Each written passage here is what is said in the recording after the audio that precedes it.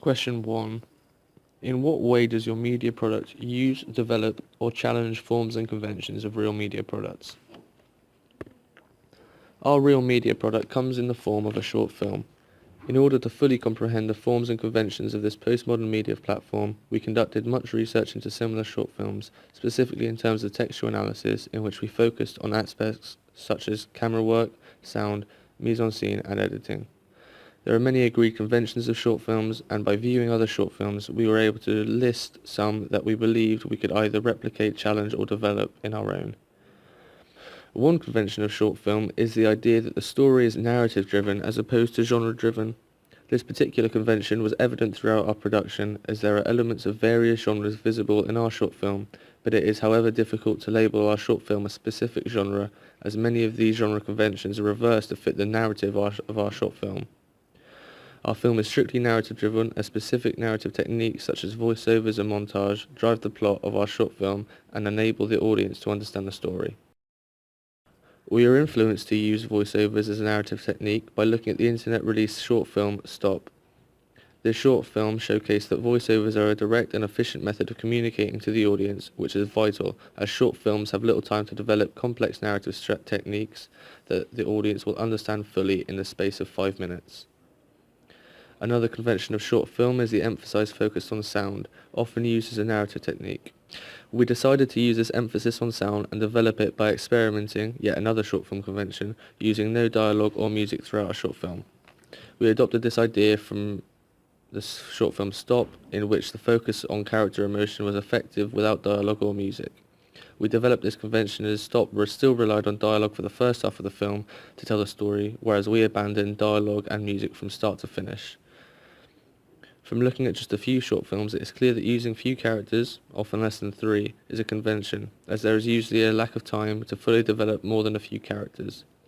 If there are too many characters, the audience will struggle to find a connection between a specific one and connect with them. We challenged this convention in our own short film, as we only had 5 minutes to develop a connection between the audience and our protagonist. No other characters were present in our film to allow the audience to solely focus on one character. Question 2. How effective is the combination of your main product and ancillary texts? Throughout the creation of our short film, both Gabe and I have picked up a variety of skills using many different forms of software. In becoming more skilled each time they were used, we have both been able to complete our ancillary tasks to a high standard, making each one look as professional as they can be while managing to engage an audience through the use of colour, layout and appealing text. Firstly, for researching a few different magazine reviews including Empire, Little White Lies and Sight and Sound, I decided with Little White Lies. This is because both of the layout and content, as by using a minimalist theme, I was already attracted to it by the aesthetics, using a lot of white space and reducing the amount of cluster throughout. The form used in the review was neither formal nor informal, using sophisticated language throughout but giving a friendly vibe when reading, enticing me to choose it as I believed I could create something similar, as my own Lexis is very similar to reviews seen in this magazine. On the other hand, Gabe picked Empire magazine. This was because he believed it connected with the audience a lot more, which in his opinion was key over the looks, as the style of it was a lot more informal, allowing both himself and other readers to feel like it was easy reading compared to the sophisticated and formal language used in Sight and Sound magazine, for example. Through writing in columns, placing all images within a border of 5mm, and using italic text for details about our short film, I have been able to follow conventions of the Little White Lies magazine review and have completed the task of following a theme competently, with clear detailed layouts and minimal blank space features. Next, through researching many different feature film posters and short film posters, we were able to grasp the concept of the conventions used during the process of this ancillary text. In doing this research, we were now both well educated enough to create our own posters, which included key features such as integrated text, institutional information, taglines and more. With a theme needing to run through all of our ancillary texts and main media product, we decided to both use images of trees as the main layer of our posters, evidently showing a link to our short film as our main protagonist spends a large amount of time there, in between the trees and in a forest location, which plays a major part in our narrative. Through working our posters around this theme, we were able to base our colour palettes around the main primary colour in the image, in this case being green. However, in our magazine reviews, the images we have used contain a lot of sunset reds and browns and earthy tones, meaning that when it came to creating our film posters, we needed to integrate the text into the trees so that a theme would be carried across all ancillary texts without them all being too different to each other. I believe strongly that our short film posters and magazine reviews are very good materials for marketing if we were ever to release it to the public eye.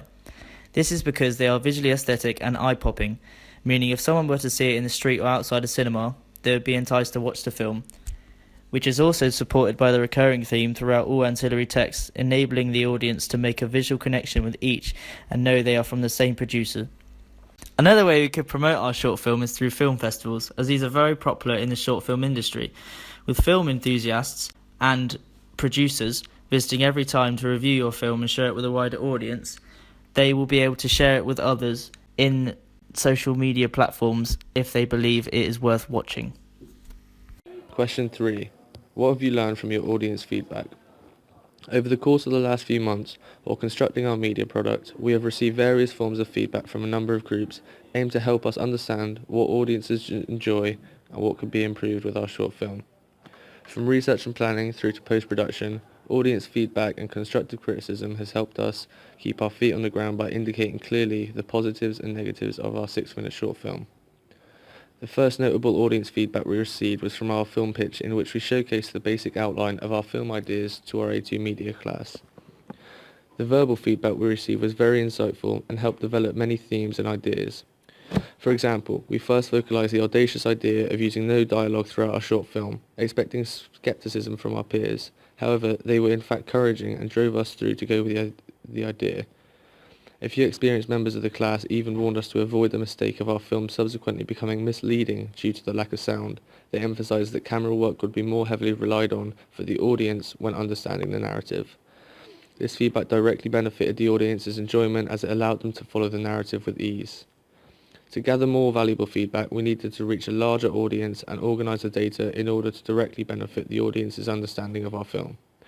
We were able to do this through our film screening, which took place at the college's Macmillan Theatre on the 18th of January. For this screening, family and friends gathered and were asked to fill in our questionnaires regarding the film, generally regarding how they understood our film and what improvements they'd recommend we make. The first 2 questions on our feedback form helped us outline the profile of our audience, inquiring simply about their age and gender. This was vital when collecting feedback data, as it would indicate whether our results were able to be generalised. If the vast majority of our audience were either male, female, or a specific age group, our feedback would become less valid, as it only represented a specific group of people amongst the population. However, as the graphs show, there was a great variety in both age and gender amongst our audience. We next asked the audience to identify, on a scale of 1 to 10, their enjoyment of the film, their opinion on the quality of acting, and their understanding of the narrative. Although there are a few anomalies on our results, for these 3 questions there is a clear pattern indicating positive scores from the audience. We believed that the use of no dialogue or music in our short film was a blatant risk. By addressing this in our questionnaire and directly asking whether it was effective or not, we were essentially able to see if the risk paid off. As the results show, in regards to whether music needed to be added, 9 people stated yes and 19 stated no, indicating that the majority of the audience preferred the use of no music throughout the film. We found this incredibly encouraging, as the feedback clearly indicated the risk could come off as a success and that people would clearly still understand the narrative. Furthermore, we asked those that chose yes to identify the genre or general sound they think our film would benefit from. Our results show the most popular suggestion was to have slow-tempo classical music that created a sad atmosphere over the end credits. However, it's difficult to state whether this is representative of the entire audience, as only 10 out of the 31 members of the audience actually stated a suggestion. In terms of whether our film would benefit from dialogue, results seem to vary. Another aspect of our film we felt needed addressing was the use of a tin as a prop used to carry the ashes of our character's father. Having absolutely no budget to our film, we had to make use of what we had, and although we tried to subtly mask this prop, we couldn't help but feel it held our film back from a professional finish it so badly needed. We directly asked the audience whether the tin used was A, appropriate, B, inappropriate, C, quirky, or D, not noticeable. Our results from this question clearly indicated our short film would benefit more from professional props, and although it may have been inappropriate for some, it didn't seem to hinder their enjoyment of the film. How did you use media technologies in the construction, research, planning and evaluation stages? Throughout the process of creating our short film, the internet has been used thoroughly for researching many different topics. To begin with, Google was used to define the meaning of a short film, helping both Gabe and I to grasp the concept of this new medium and to understand why it has become so popular to this day. After this task, the internet has been used to help us watch short films created by people around the world. Through using YouTube, we were easily able to find and analyse many different short films, some that were amateur and others professional. In doing this, we built up our knowledge in the subject of short film, working out codes and conventions with what should and should not be in a short film, and also picking out our favourites, which allowed us to return to these later on in the process and analyse them in more depth for ideas for our own short film. In the planning process of our film, time management was key to helping us complete our tasks for deadlines, allowing us to work efficiently without cramming it all in at the last minute. We planned out our tasks using a simple calendar app on the Apple iMacs, which was very simple to use due to its clear layout, helping us add in jobs to work towards and complete in the coming days or weeks. Next in the planning process, we used Facebook Messenger a fair bit to get in contact with our actor, Greg. This platform was very handy for us when contacting him, as by having an indicator at the top of the screen as to when he is online or was last active, we were able to plan when we were going to message him and ensure our details got across to him quickly and efficiently. When the plot was thought of and we were ready to put pen to paper, Celtex was software that we used to create a script for our short. In using it for this exact purpose in AS, we were able to create a draft script in a matter of hours, enabling us to refine it and have it ready for when we wanted to film very quickly. Finally, the last media technology we have used was a HD-ready Panasonic HCV500 camcorder to record our pitch with, allowing us to capture our first snippets of feedback from classmates to help our short film excel and make it the best it can be. Once the footage of the pitch and feedback were captured, we ported them onto Adobe Premiere Pro, an editing software both Gabe and I are familiar with from the last year's film opening task for our AS coursework, which enabled us to edit clips together competently with the painlessness of programs' easy tools, helping us to create effective outcomes.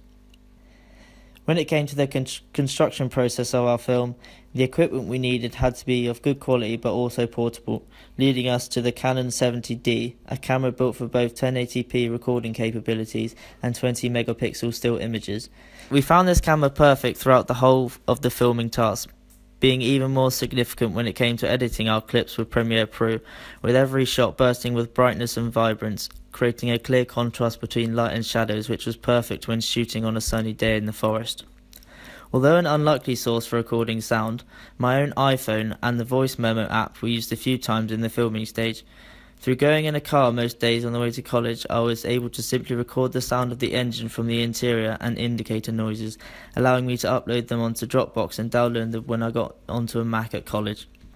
In saying this, Dropbox was used all throughout stages as a location to store files and access them from a range of devices, helping us throughout as uploading and downloading didn't take long, and it meant we were able to access our files from anywhere. Again, when constructing our film, we referred back to Adobe Premiere Pro, letting us import all of our video files with one click and adding them onto a timeline to seamlessly edit alongside the sounds we had recorded. Throughout the whole process, while taking into account our ancillary texts, the whole of Adobe Creative Cloud has enabled us to create high-quality film posters with Photoshop, professional-looking magazine reviews with InDesign, and quick and easy editing of all my film stills with Lightroom. All softwares we are now educated with and will continue to use them in the future. Finally, when it came to the evaluation process of our short film, questionnaires we created using Photoshop to hand out in our screening on the 18th of January. Once the screening was finished and our questionnaires were returned, we collated the results using Microsoft Excel, a program we are familiar with from last year and IT a few years previous to college. Through highlighting all of my inputted data, we were able to create graphs on the results of these questionnaires, seeing what improvements we needed to make and what elements of our film the audience enjoyed or didn't enjoy as much. This was a very easy process, making our graphs in only a few clicks and seeing clearly what people thought of our short film in clear graph form. Throughout the whole process, these media technologies have affected our creative outcomes for the better, all supporting our needs when researching, planning, constructing and evaluating during the creation of our short film and ancillary texts.